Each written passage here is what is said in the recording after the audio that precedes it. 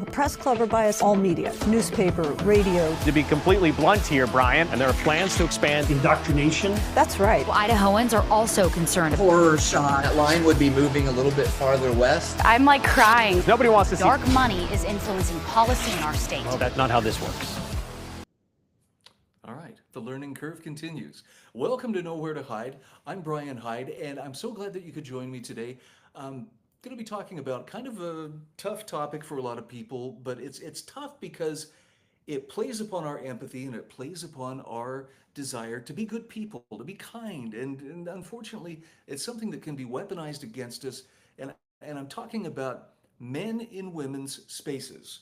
Now, you'll often hear this with code words like, well, transgender issues and so forth. I try not to use the term transgender as often as possible. And the reason I don't like to use this is because it's a made-up concept. And for people to use that language, well, this transgender individual and this transgender person, this transgender woman and so forth, if you are using the language that is being provided by the people who want to manipulate you or push you in a particular direction, you're already playing on their battlefield. And this is a battlefield for the mind. And this is why a lot of people don't get it. You know, they want to be inclusive, they want to be nice, but there comes a point where you have to put your foot down. And that doesn't mean you have to be rude or brutal or go around looking for people and make them feel bad. It's simply a matter of asserting that truth, or reality, as we sometimes call it, is not something that we should be trifling with. And it's certainly not something we should be playing with and making into such a flexible thing that it means nothing at all. Now, one of the big news stories that has come out this week is the fact that Idaho's delegation, Idaho's senators, I believe that even our representatives, say they want the Mountain West Conference to ban transgender athletes from women's sports.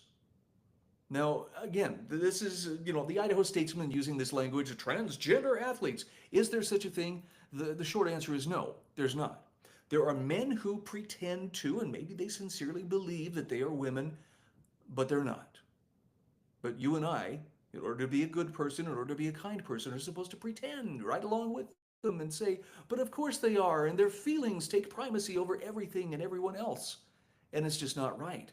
And so we've seen this play out, and actually it's affected quite a few schools here within the Intermountain West.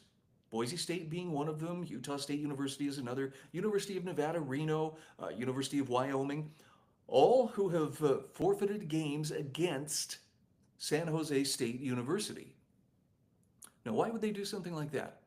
These are highly trained collegiate athletes. These girls have sacrificed a great deal and trained intensely to play at the level that they play. But San Jose State University has, in its wisdom and its desire to be inclusive, brought aboard a player by the name of Blair Fleming. Blair is a man who thinks he's a woman, or pretends that he's a woman, and boy, he's quite a volleyball player too. Can spike that ball at 80 miles an hour, and it's just devastating to whoever's on the other side of the net. That's kind of the purpose, but the larger thing here is Blair also travels with these girls, rooms with these girls when they're traveling, changes and showers in the same space as them. And I know, how unenlightened in the 21st century to think that that's a big deal. But it is, considering it's a girl's space. It's a women's space. And when men start forcing their way into that space, you can't just defer to, well, we're just trying to be kind and we're just trying to be nice in order to accommodate, this person's feelings. Because frankly, those girls, there's a matter of safety, there's a matter of privacy, and there's just a matter of respect that needs to be taken into account too. Why should one individual, one confused individual, take primacy over all of those other individuals who also have rights and have, a desire for privacy and for safety? Now, people have spoken up about this. In fact, one of the associate coaches for San Jose State University has spoken out and forcefully said, look, this male player was brought on our team without any of the girls knowing at first. And it's not because they weren't out there, they didn't have some patrol out there. All right, we need to check you and make sure you're not, anything but an XX, kind of individual. But it was done in kind of an underhanded way. And what's worse is when this assistant coach, spoke up and said, my girls don't feel safe. They don't feel like this is a place where they can perform to their best because the school's inclusivity policies have become so toxic that it's taking all the fun out of the game for them. Well, the school had the right answer for her. Yes, they suspended her. Toot sweet. So obviously, the head coach is on board, and you don't question the woke agenda. And that's how too many people have been for too long. Now, we turned a corner here a couple of weeks ago, and I'm hoping that the mandate, or at least the message that came across from voters, largely is we're tired of playing this game. We're tired of pretending and believing and playing along with this lie that a man pretending to be a woman is in fact a woman if he thinks he is. He's not. And so to that end, you now have a number of states that are signing on and suing the Mountain West Conference, saying we don't want men competing in female sports. Now, the Idaho Statesman says U.S. Senator Jim Risch, along with U.S. Representative Bert Owens from Utah, led the penning of a letter to Mountain West Commissioner Gloria Nevarez.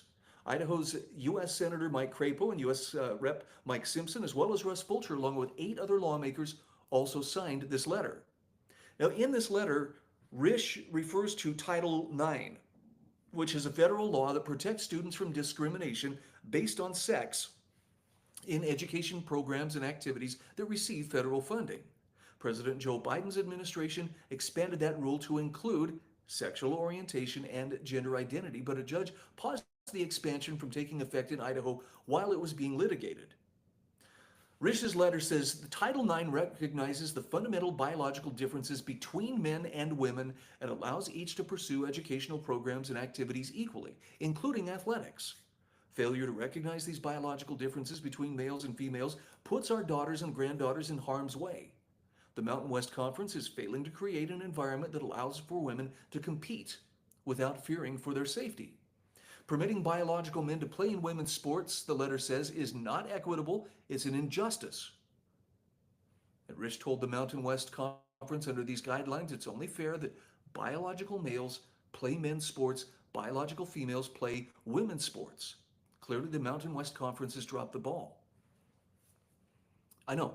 How monstrous, how terrible, how could they say something like this? I think the bigger question is how could we allow ourselves to be pushed into a corner like this to where you'd have to pen a letter like that? By the way, I don't think that was necessarily a very harsh letter. I think it was just stating some very clear, undeniable truths. But they're truths that those on the woke, radical left, yeah, it fits, they don't want to acknowledge this. And I'll give you another example of what this looks like. You have a number of these schools now signing on to this Title IX lawsuit, which was filed against San Jose State University, as well as the NCAA and the Mountain West Conference. These girls aren't asking for anything special. They're just asking that their spaces be respected, and that they don't have to pretend that a guy who's dressed up like a girl and maybe has the affectations of a girl, but still is very much an intact male, be allowed to be a part of that space. In fact, be given preference in that space over these girls. We're also seeing this play out at the U.S. Capitol, and it was inevitable. A person was elected from, I believe it was from Delaware, and this person had served as a state senator. He was born a man, biologically born as a boy, but now identifies as Sarah McBride. And so the question that has come up is, well, is Congressperson, or I'll say Congressperson because, again, I don't want to play the word games, but is Congressperson McBride going to be allowed to use the women's restrooms at the U.S. Capitol? How insane is this? Well, if Representative Nancy Mace from South Carolina has anything to say about it, actually from North Carolina, the answer is going to be no. She's actually proposed a resolution that will clarify the rules. Look, you use the restroom that comports with your biological identity when you were born. And of course, the woke mafia is coming after her. The threats, and I mean legitimate, death threats and threats of violence and just vitriol are something to behold. And we're supposed to believe, and again, if you pretend really hard, you can almost convince yourself why, yes, these are the people who are tolerant, and these are the people who are good, and who make it possible for us to advance the cause of humanity. If you can turn that ugliness into something beautiful, you've got a better imagination than I do. But the point is, it's happening even at the federal level. And, far be it for me to say that, gee, Marjorie Taylor Greene's got a point there, but she does on this issue.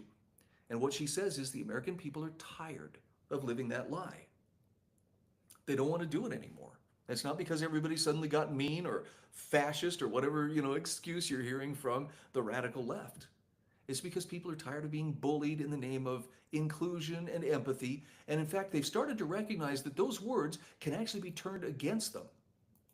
There was a quote that Riley Gaines, you remember she had to swim against a man pretending to be a woman. She says, reject inclusive language because it's a tactic to control your speech so dishonest people can control your thoughts and thereby your behavior. Reject inclusive language, be comfortable with hurting feelings, and that's not the same thing as being a monster to people. It's just understanding that, like a child throwing a tantrum, some people will do anything to get you to cave into their demands. This has to be one of those areas where we draw the line and say, enough. We don't need to do it anymore. And thankfully, Idaho's congressional delegation appears to be standing up to that and saying, you're right, we don't. Let's see what the Mountain West Conference does and how they respond to this letter. I'm Brian Hyde, and this is Nowhere to Hide.